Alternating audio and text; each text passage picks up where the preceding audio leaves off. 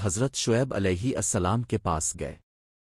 انہوں نے کہا تمہاری مدد کا بدلہ میں تمہیں اپنی بیٹی نکاح میں دینا چاہتا ہوں بشرطے کہ تم 8 سال میرے پاس رہو۔ حضرت موسیٰ علیہ السلام نے قبول کیا اور مقررہ سال پورے کیے۔ واپسی اور نبوت کا آغاز۔ مدین میں سال مکمل ہونے کے بعد حضرت موسیٰ علیہ السلام اپنی بیوی کے ساتھ مصر کی طرف روانہ ہوئے۔ راستے میں طورسینہ کے قریب آگ دیکھی۔ اپنے اہل کو وہیں چھوڑ کر خود آگ لینے گئے۔ وہاں اللہ تعالیٰ نے ان سے کلام کیا اور فرمایا، اے موسیٰ، میں ہی اللہ ہوں رب العالمین۔ اپنی لاٹھی پھینکو۔ جب اپنے لاٹھی پھینکی تو وہ سانپ بن گئی۔ حضرت موسیٰ علیہ السلام ڈر گئے تو اللہ نے فرمایا ڈرو نہیں۔ پھر حکم ہوا کہ ہاتھ اپنے گریبان میں ڈالو۔ جب نکالا تو چمکتا ہوا سفید ہاتھ بن گیا۔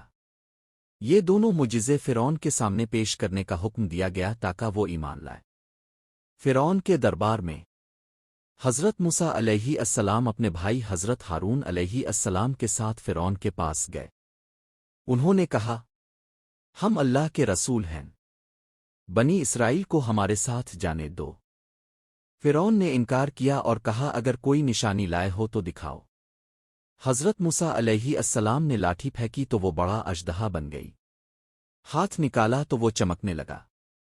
فرعون نے کہا یہ جادو ہے اور ملک بھر کے جادوگروں کو بلا لیا۔ مقابلے کے دن سب جمع ہوئے۔ جادوگروں کا ایمان۔ جادوگروں نے اپنی رسیاں اور لاٹھیاں پھینکیں تو وہ سانپوں کی طرح لگنے لگیں۔ اللہ کے حکم سے جب حضرت موسیٰ علیہ السلام نے اپنی لاٹھی پھینکی تو وہ سب کو نگل گئی۔ جادوگر سجدے میں گر پڑے اور کہنے لگے، ہم موسیٰ اور ہارون کے رب پر ایمان لائے۔ فرعون نے انہیں دھمکایا اور کہا کہ تم سب کو سولی پر چڑھا دوں گا، مگر جادوگر ایمان پر قائم رہے۔ بنی اسرائیل کی رہائی۔ فرعون نے بنی اسرائیل پر ظلم بڑھا دیا۔ اللہ تعالیٰ نے مختلف عذاب بھیجے، خون مینڈک جوئیں ٹڈی دل پانی کا خون بن جانا، مگر وہ باز نہ آیا۔ آخرکار اللہ تعالیٰ نے حضرت موسیٰ علیہ السلام کو حکم دیا کہ راتوں رات اپنی قوم کو لے کر نکل جائیں۔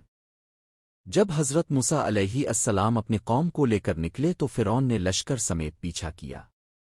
جب وہ سمندر کے کنارے پہنچے تو بنی اسرائیل نے کہا اب کیا ہوگا؟ حضرت موسیٰ علیہ السلام نے کہا، ہرگز نہیں، میرا رب میرے ساتھ ہے، وہ راستہ نکالے گا۔ اللہ کے حکم سے حضرت موسیٰ علیہ السلام نے لاٹھی ماری تو سمندر میں راستہ بن گیا۔